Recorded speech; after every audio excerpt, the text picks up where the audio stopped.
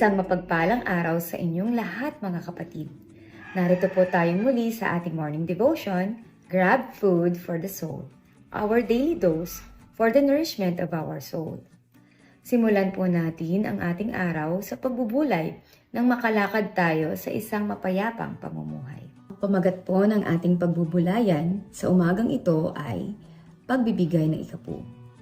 Ang ating batayang talata ay masusumpungan sa Levitico chapter 27, verse 30 to 34. At ito po ang nasasabi. Lahat ng ikasampung bahagi, maging binhi o bunga ng paninim, ay nakalaan kay Yahweh. Kung may nais tumubos ng alinman sa kanyang ikasampung bahagi, babayaran niya ito ayon sa itinakdang halaga nito, maliban pa sa dagdag na ikalimang bahagi ng halagang iyon. Isa sa bawat 10 alagang hayop ay nakalaan para kay Yahweh. Ang bawat ikasampung tupa o baka na mabibilang ay para kay Yahweh. Hindi iyon dapat suriin ng may-ari kung masama o hindi. Hindi rin iyon maaaring palitan, at kung ito'y mapalitan man, ang ipinalit at pinalitan ay parehong ilalaan kay Yahweh. Hindi na matutubos ang mga ito. Ito ang mga tuntunin na ibinigay ni Yahweh kay Moises sa bundok ng Sinai para sa sambayanang Israel. Salamat at purihin ang Diyos sa pagkakabasa at pagkakarinig ng kanyang mga salita. Ano kaya ang iyong magiging damdamin kung ang isang bagay na nakalaan para sa iyo ay hindi ibigay sa iyo? Ano kaya ang gagawin mo kung ito ay ibigay o gamitin sa iba? Marahil magagalit ka, magrereklamo ka, o kaya ay sisitahin mo kung bakit ang isang bagay na nakalaan sa iyo ay hindi ibinigay sa iyo. Ang issue sa pag-iikapu ay naging malaking tanong, debate, at naging hadlang sa ibang mananampalataya. Ang problemang ito ay hindi lamang ngayon na nangyayari, kundi nangyari sa panahon ng mga propeta. Nakita ito ni Propeta Malakias at kanyang itinuwid ang mga Hudyo tungkol dito. Sa umagang ito, patuloy nating pagbulay-bulayan ang salita ng Diyos mula sa Levitico 27 chapter 30 to 34 na may paksang pagbibigay ng ikapu. Ano nga ba ang sinasalamin ng ikapu sa isang mananampalataya? May tatlong bagay ang sinasalamin ng pag-iikapu sa isang mananampalataya. Ang una po ay pagtatalaga na unahin ang Diyos. Ang wika sa Malakias chapter 3 verses 8 to 9 ay, "Ang tanong ko na may matuwid bang pagnakawan ng taong Diyos? Hindi. Ngunit pinagnanakawan ninyo ako. Sa paanong paraan? Sa mga ikasampung bahagi at mga handog. Isinumpa ko kayong lahat sapagkat ako'y pinagnanakawan ng buong bansa." Sa mga pagpapala na ibinibigay sa atin ng Panginoon, inuuna ba nating itabi o ibikod ang ikapu para sa Kanya? O inuuna natin ang mga gastusin at bayarin na sa bandang huli ay wala nang natira, pati ang ikapu ay nagastos na? Ang wika sa Levitico 27:30, "Lahat ng ikasampung bahagi, maging binhi o bunga ng paninim, ay nakalaan kay Yahweh." Malinaw na sinabi na ang ikapu ay sa Panginoon. Pag-aari niya. Ito ay nakalaan sa Panginoon. Kaya ang sino mang dadala ng ikapu ay hayag na nagsasabi at nagpapakita na sa kanyang buhay ang Panginoon ang una.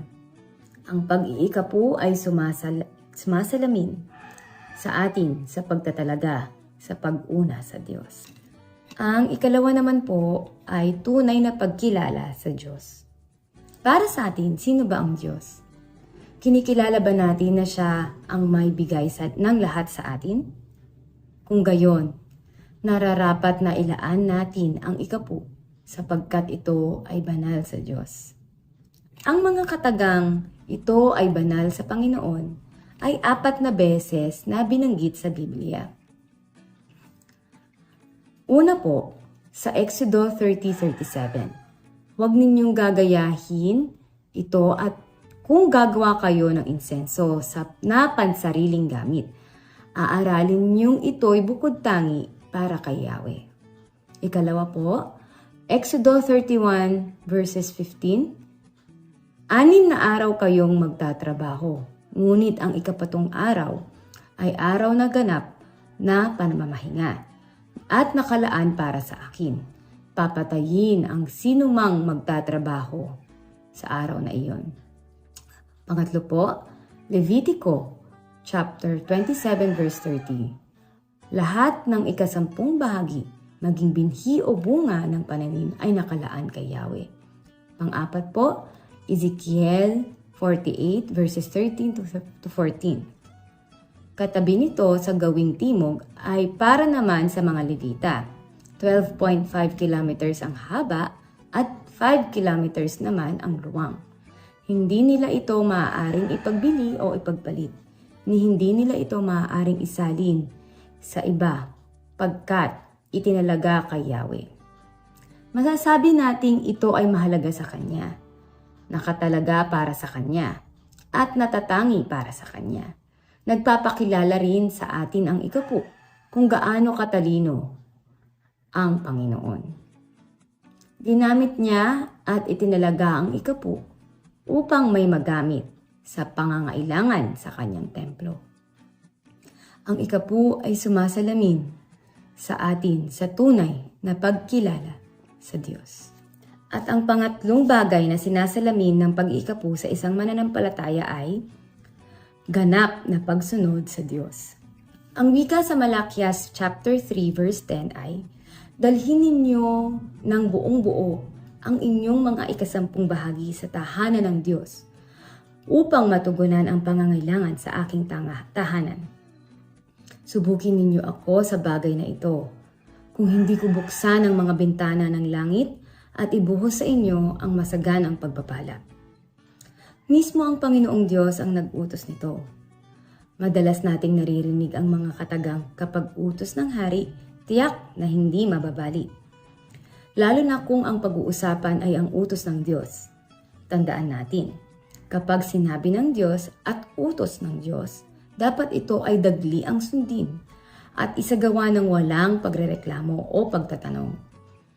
May mga pagkakataon na tila madali lamang sa iba na sundin ang ibang utos. Ngunit kapag ang pag-uusapan na ay ang ikapu, siguradong napakaraming dahilan ang sasabihin. Tandaan natin, ang pag-iikapu ay sumasalamin sa atin sa ganap na pagsunod sa utos ng Diyos. Mga kapatid, kumusta ang ating pagtatalaga sa pag-una sa Diyos? Higit sa lahat ng bagay at pangangailangan. Ganap ba ang iyong pagsunod na ginagawa sa Diyos, lalong higit sa aspeto ng pag-iikapu? Nalululahati ba natin ang Diyos sa pamamagitan ng ating paghahandog? Huwag nang mag-alinlangan sa pag-iikapu. Tandaan mo, higit na tinitingnan ng Diyos ang iyong pagsunod. Pagsunod sa Kanyang mga utos. At asahan mo, tapat ang Diyos sa Kanyang pangako. Tingnan ninyo kung hindi ko bubuksan para sa inyo ang mga bintana ng langit at bubuksan ko sa inyo ang isang pagpapala na walang sapat na kalalagyan. Tayo po ay manalangin. Aming Diyos, aming Ama, dakila ka at walang hanggan ang iyong pag-ibig. Kami po ay nagpapasalamat sa mga biyaya na inyo pong ibinigay sa amin. Panginoon, idinadalangin at inialay po namin ang araw na ito sa inyo. Ingatan niyo po at i-guide ang lahat ng mag-aaral at mga mag-work sa araw na ito, maging ang mga maiiwan sa bahay, sa mga gawaing bahay. Kayo po ang manguna sa aming lahat. Idinadalangin din po namin, Panginoon, ang mga may karamdaman, ang mga may sakit, lalo na po ang mga nagkikinig sa mga oras na ito. Kayo po ang aming doktor, at naniniwala kami na kayo ang magpapagaling sa amin. Maraming salamat po muli, Panginoon, sa pagpapaalaala sa amin sa pamamagitan ng Grab na ito. Ang pag-iikapu at sa inyo ay walang imposible. Nawa po ay naalala po namin ito at makasuporta po kami sa aming church at sa marami pang mga gawain ng aming church para po sa inyong kalwalhatian. Ito po ang aming dalangin sa tanging matamis na pangalan ni Jesus. Amen. Papuri at pasasalamat sa Panginoon. Salamat po sa inyong pagsama sa pagbubulay-bulay ng salita ng Diyos. A friendly reminder sa bawat isa sa atin, be Christ-like in your workplace today. Humayo po tayo at maglingkod.